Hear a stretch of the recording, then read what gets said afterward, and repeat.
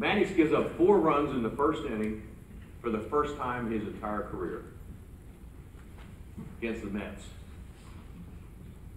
So, you know, when that happens, you're all sitting there going, oh, shit, you know, what's going on? He's giving up 4, you know.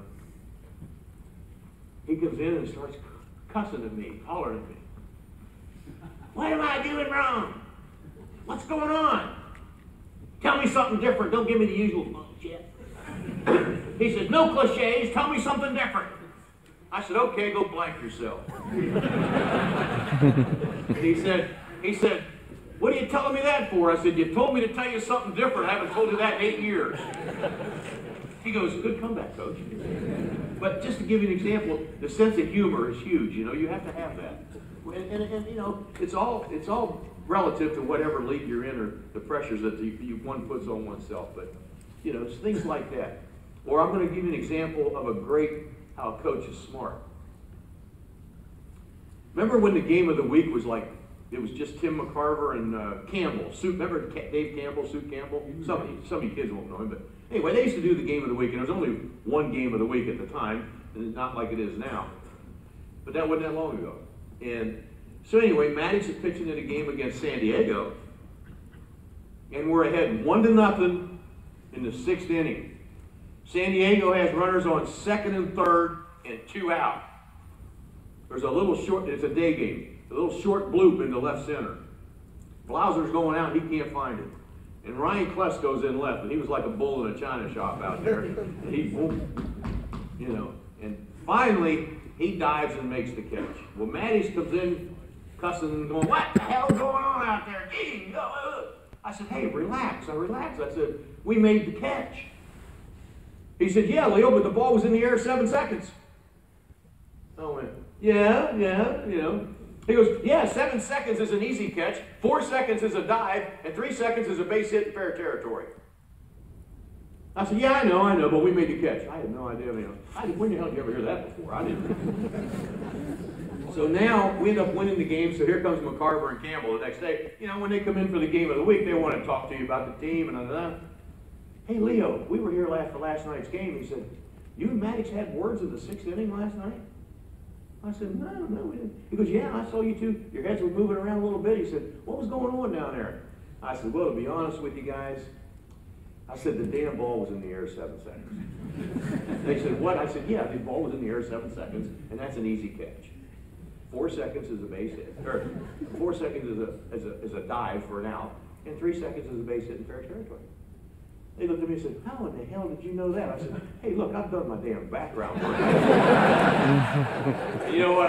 To this day, I ain't told them that Daddy told me. And so then, to give you an example of this alignment thing, Maddox had a big, his 2 keys were his alignment on the rubber and where he stepped. So Glavin was off target a little bit one day. And so after I got done talking with Maddox about the alignment, I'll go down. Glavin says, Leo, I'm off target. I need some help. I said, come on, Matt. I said, I got something for you. So we get down to the bullpen. I said, okay, line yourself up here for this side of the plate, line yourself up here for this. And he hit the target every time. And he said, damn, Leo, he said, that's what I like about you. He said, you never allow me to go very long without being off target. I said, well, I'm always coming up with something that's going to work. So I took credit for that too. But see, you have to have fun with it. I had a pitcher named Pete Smith, a young right-handed pitcher. And Pete had very good stuff. And he could not get a changeup going, just could not get it going. And then he started getting all frustrated with it. So we're down the bullpen.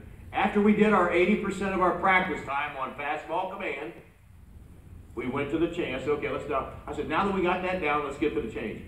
And I'm standing behind him, and I went, oh, hell. He threw a 2-seam circle change. And I said, oh, Pete, it's my fault. It's my fault.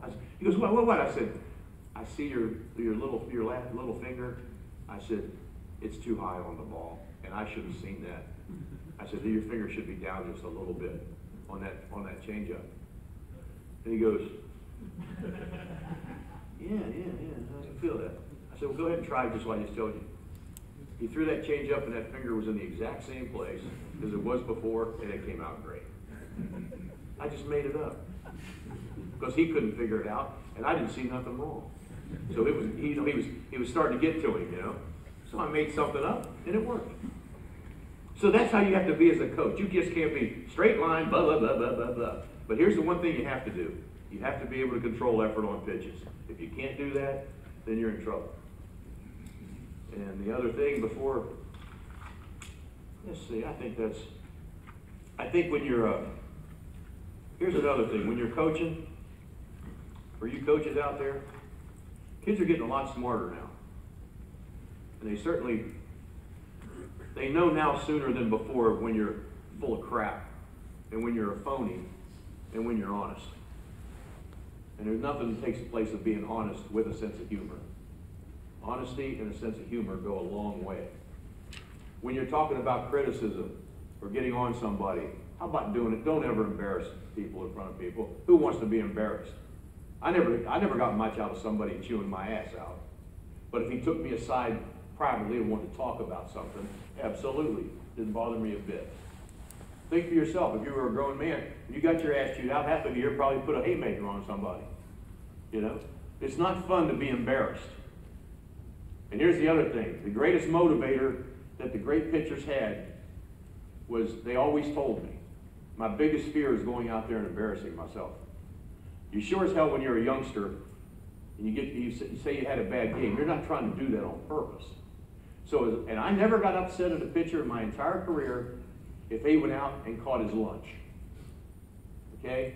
I would get upset if the preparation or the lack of preparation or the preparedness, you know, getting ready for his start mentally and physically. If that wasn't there, then I would bring something up.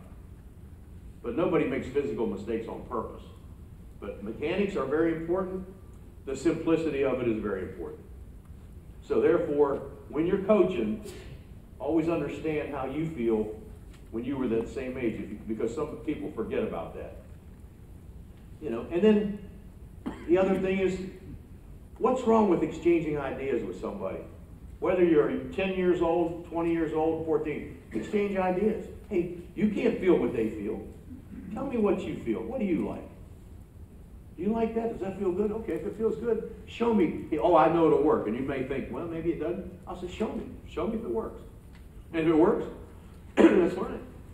That's fine. I think the biggest thing you're going to have to do, and we'll open up the question and answers. The biggest thing you have to do is be able to teach pitchers to throw under control with the exact same ways we just showed it here with all your pitchers.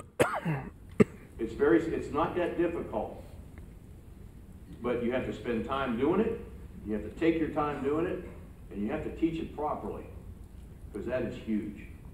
And all this other stuff that you listen to, there's some good stuff out there, but a lot of it, don't ever throw that velo thing out the window, guys.